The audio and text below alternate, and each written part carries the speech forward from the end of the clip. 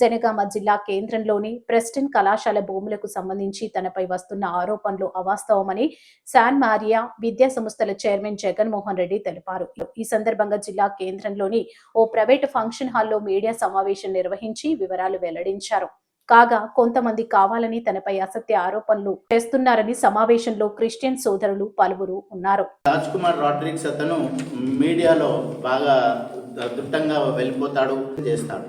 ఈయన ఒక జీపీఏ తీసుకొచ్చాడండి. దానికి ఆ జీపీఏకి ఒక డేట్ ఉండదు, ఏముండదు.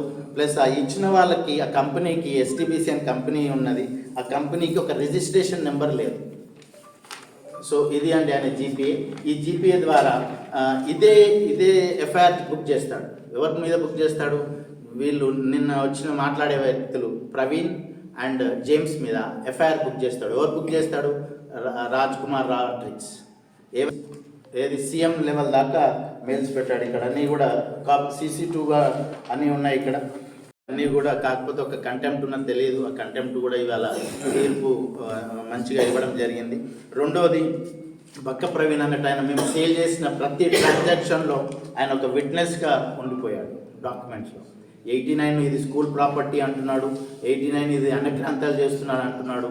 తర్వాత ఆయన డబ్బులు తీసుకున్న రిసిప్ట్స్ ఇక్కడ ఉన్నాయి, ఆయన సంతకాలు, డాక్యుమెంట్ ఎవిడెన్స్. ఇది నేను ఏదో మీకు జిరాక్స్ ఇస్తే కాదు, మీరు కూడా సర్టిఫైడ్ కాపీ డాక్యుమెంట్ ఎవిడెన్స్తో తీసుకుంటే తన ఫోటో కూడా ఉంటుంది. ఇది సేల్ ట్రాన్సాక్షన్స్లో. సో ఆయన ఫోటో ఉంటుంది, ఆయన విట్నెస్ సంతకాలు కూడా పెట్టి ఉంటున్నాడు. సో ప్రతిదీ కూడా ప్రతి డాక్యుమెంట్లో ఆయన సంతకం ఉంటుంది విట్నెస్గా, ఎవిడెన్స్ ప్రూఫ్గా. సో ఆయన ఇది అన్నీ కూడా సర్వే నెంబర్ 88, 89 నిన్న ఆయన చెప్పడం ఏమంటే ఇది స్కూల్ ప్రాపర్టీ అన్యక్రాంతంగా చేస్తున్నారు. ఆయన తీసుకున్న రిసిప్ట్స్ కూడా రీసెంట్గా OS 112 అని ఆ కేసులో ఉన్నాడు. ఆయన ఒక ఇంప్లీడ్ అయ్యాడు. తర్వాత ఆయన వాదనలు క్రాస్ ఎగ్జామిన్లో అడిగినప్పుడు నీకేమున్నాయి, ఏం డాక్యుమెంట్స్ ఎవిడెన్స్ ఉన్నాయా, ఏం డాక్యుమెంట్ ఎవిడెన్స్ ఉన్నది, అది నీది అనేది, ప్రాపర్టీ అనేది నీది అనేది అడ్వకేట్ అడిగితే తెల్లారి నుంచి రాలేదు. సో ఈవెన్ అడ్వకేట్ జడ్జి కూడా అది క్లోజ్ చేయడం జరిగింది. ఆయన సేవాభావంగా ఉండుంటే మేము ఇచ్చిన డబ్బులతోటి ఒక చర్చో లేకపోతే ఒక సేవా సంస్థ హాస్పిటల్లో నిన్న తీసుకురావడం జరిగింది. ఈ భూములు స్కూల్కి, విద్యకి, వైద్యం అని చెప్పి అన్నాడు. మేము ఇచ్చిన డబ్బులతోటి ఏ ఒక్క విద్య కానీ వైద్యం కానీ ఏది చేసినట్టు నిరూపియండి. నేను ఛాలెంజ్ చేస్తాను, మా డబ్బులతోటి ఆయన ఇల్లు కట్టడం, మీరు డాక్యుమెంట్ తీయండి. మేము ఇచ్చిన డబ్బులు మేము ఎవిడెన్స్ చూపిస్తాం. ఇచ్చిన వారంకో 10 రోజులకు ఆయన సేల్ డీడ్ డాక్యుమెంట్స్ ఉంటాయి. ఆయన ఇల్లు కట్టుకున్న ఆయన సొంత లాభం కోసమే ఆయన పనిచేస్తున్నాడు తప్ప సేవ లేదు, దృక్పథం ఆయనకి ఎటువంటి ఇది లేదు. కోర్టు క్లియర్గా డైరెక్షన్స్ ఇచ్చింది.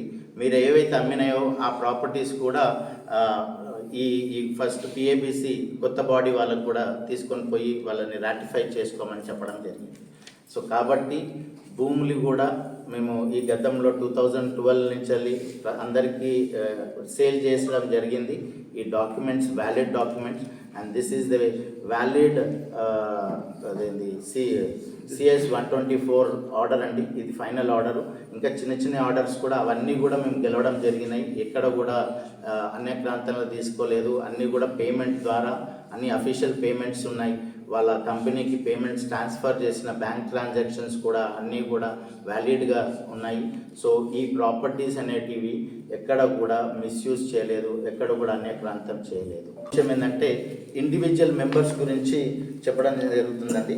ఇదే నల్ల జాన్ గారు నా మీద అన్యక్రాంతాలు, భూమి ఆక్రమిస్తున్నాడు, గోడలు పలగొట్టి అని చెప్పాడు. తను కూడా ఇప్పుడు 88 సర్వే నెంబర్లో నివాసిస్తున్నాడు.